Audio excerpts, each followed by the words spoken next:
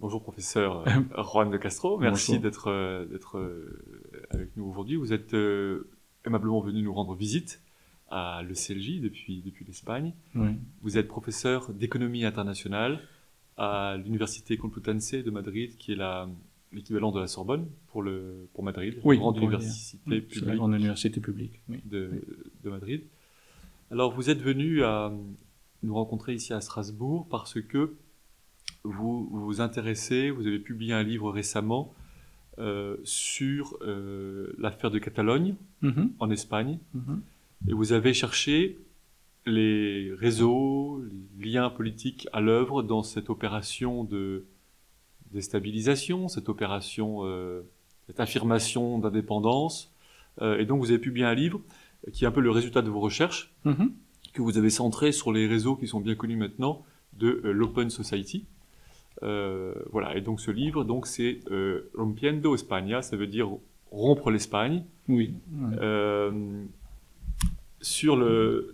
Avec comme titre principal Soros. Alors c'est quand même très étonnant qu'une personne aussi sérieuse qu'un professeur d'économie internationale à la Complutense fasse un livre sur Soros, et plus encore sur une influence de ces nombreuses organisations sur le débat politique interne en Espagne. J'avoue que c'est, pour un non-initié, un livre étonnant et surprenant, assez difficile à imaginer. Alors comment une personne aussi sérieuse que vous, qui avait travaillé pendant des années à l'ONU à Genève, avait été conseiller de gouvernement, en arriver à faire un tel livre? Bon, en premier lieu, merci beaucoup pour l'invitation et avoir l'occasion d'avoir cet échange. Je dois dire que c'est moi le premier surpris, parce que dans ma carrière aux Nations Unies et puis plus tard en étant des gouvernements, je me suis justement trouvé en face de Soros et son Open Society. C'est Soros qui se fait appeler philanthrope et qui en fait a un concept de la philanthropie assez spécial et particulier. Mais donc ça a été par hasard, parce que en voyant comment il avait agi dans différentes expériences que j'ai vécues, même moi avec un pays africain, dans lesquels Soros a vraiment agité les choses et fait de la subversion. On peut parler de Soros longuement, mais une de ses spécialités, je pense que c'est la subversion des pays, avec des visions et des stratégies déterminées et avec des alliés déterminés. Alors lorsque je me suis rendu compte qu'en Espagne, on était confronté à une déstabilisation et à une certaine volonté de fracture, je commençais à faire des recherches et je pensais que j'allais trouver, comme tout le monde disait, des Russes. Et malheureusement, je ne trouvais jamais des Russes, mais j'ai trouvé de plus en plus de relations Soros, institutions Soros, think tank Soros. C'est ça. Alors, est-ce que vous pourriez d'abord décrire un peu le panorama de ces organisations? À quoi ça ressemble? On parle de cet homme, mais c'est un homme, certes, effectivement, très riche, mais qu'est-ce qu'il représente? Comment est-ce qu'il agit? Est-ce que c'est un réseau nébuleux? On a l'impression de l'extérieur que soit il est vu comme un grand homme du XXIe siècle, à l'image du XXIe siècle, ça veut dire une vision globale d'une démocratie post-électorale, avec des valeurs, ou alors il est au contraire présenté comme un espèce d'épouvantail, un homme qui tirer les ficelles. Voilà. Quelle est la réalité du pouvoir de cet homme? Est-ce qu'il agit seul? Et par le biais de quelles organisations? Moi, je crois que premièrement, il est très dans sa trajectoire qui passe par l'université en Angleterre, qui finit par des grands succès financiers aux États-Unis, à côté des familles Rockefeller, Rothschild. C'est un homme à succès financier. C'est un homme qui nous se vante tout le temps de dominer le chaos. Il domine le chaos, il domine l'aléatoire, il dit toujours avec sa théorie de la réflexivité que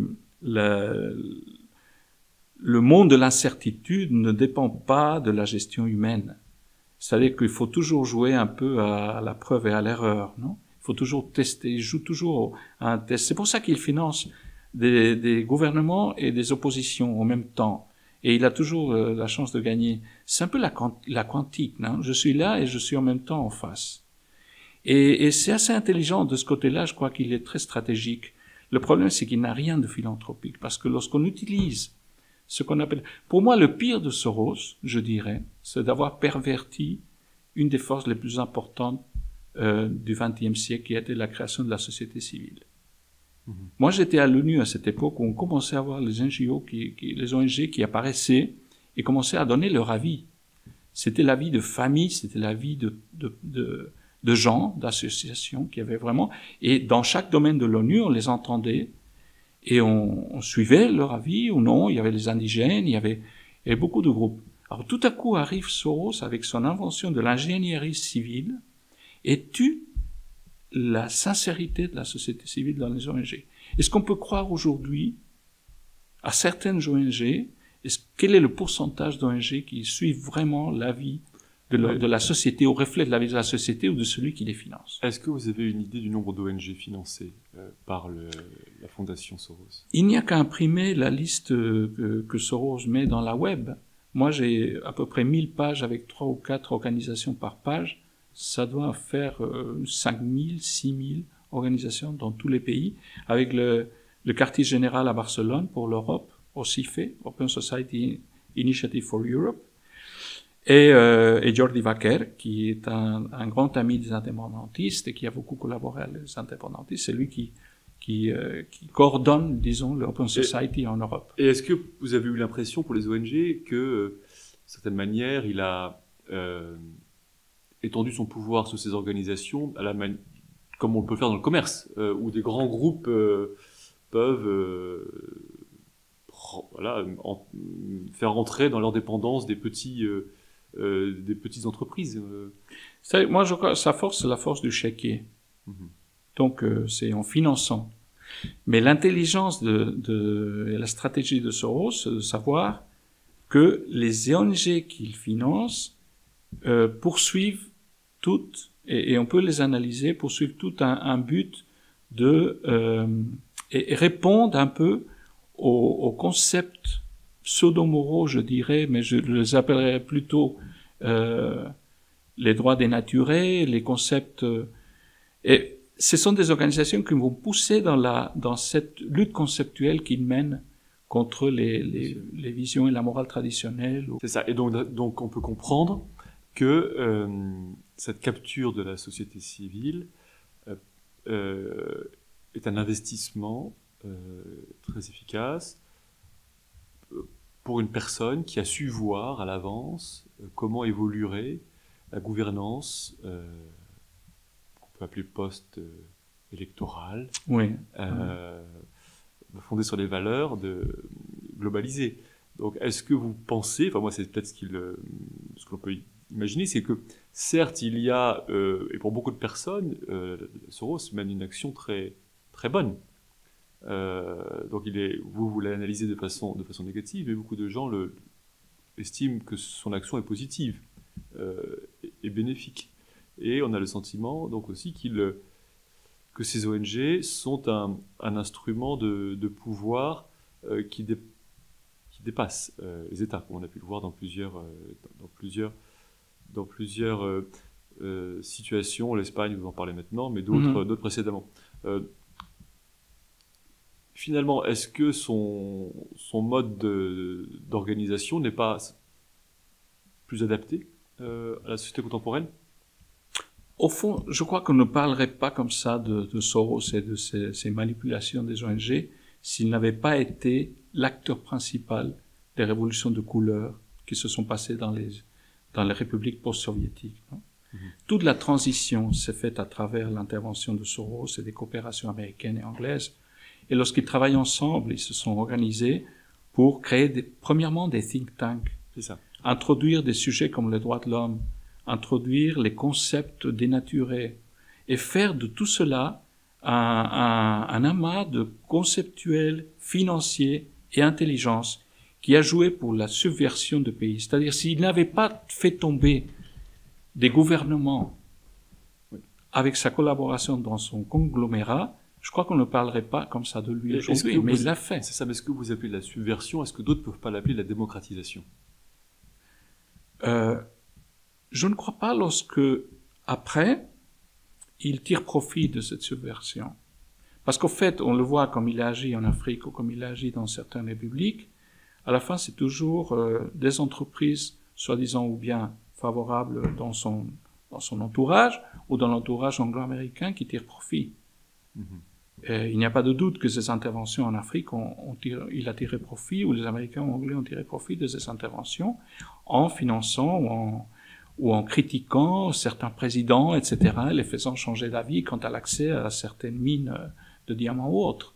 C'est-à-dire qu'il utilise cette vision de la société civile, des droits de l'homme, de la justice à sa façon, pour subvertir et sortir des bénéfices, que ce soit financier pour son conglomérat, ou que ce soit politique pour les nations qui l'accompagnent, et qui sont toujours les États-Unis et l'Angleterre. Quel aurait été l'intérêt d'agir en Catalogne? D'agir en Catalogne, déstabiliser l'Espagne. Oui, c'était là où je m'étais demandé, parce que ce n'était pas clair, mais lorsqu'on révise un peu tout ce qui s'est passé, l'histoire de l'Europe, de ses fondateurs, Schuman et Monnet, les relations que les États-Unis avaient déjà avec ses créateurs, et comment l'Europe, en fait, n'a pas pu maintenir sa vraie indépendance face à ces nations, qu'on se rend compte qu'il y a eu qu'on va vers une évolution dans laquelle les souverainetés nationales se dissout. Mais pourquoi dissoudre les souverainetés nationales si ce n'est pas pour créer un système différent? Et ce système différent, ça pourrait être l'Europe des régions, et c'est très probablement l'idée d'avoir un commandement central à la Commission européenne depuis Bruxelles, mais en n'ayant pas les difficultés que posent les souverainetés nationales. Alors là, tout le monde commence à parler des nations sans État. Et pour moi, ça me semble un concept très très délicat, dangereux, mais il y a eu un séminaire à l'Université de Genève récemment, et beaucoup d'experts, nord de l'Italie, Écosse, etc., Pays Basque, Catalan, commencent à dire nation sans État, nation sans État. C'est-à-dire, on est mieux comme région indépendante de l'État espagnol que comme région de l'État, non? Donc ce serait une nation qui correspondrait quand même à une structure administrative.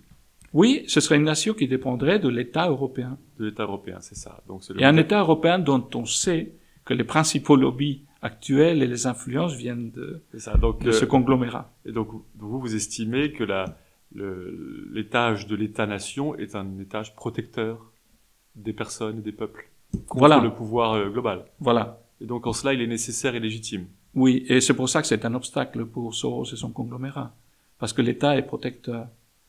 Et lui, ce qu'il faudrait, c'est enlever ces protections, premièrement, qui sont mauvaises pour les affaires et pour la finance, mais surtout ça peut bloquer un peu les stratégies de contrôle. Quel est le budget dépensé par Soros en Europe? Alors, dans les dernières 30 années, il a dépensé 32 milliards. 32 milliards. Un par an. Un par an. Exactement. Aujourd'hui, c'est un par an. Et il vient de passer une partie de sa fortune, 18 milliards, à l'Open Society Foundation pour qu'elle continue à travailler dans tous les pays. Bien. Merci beaucoup.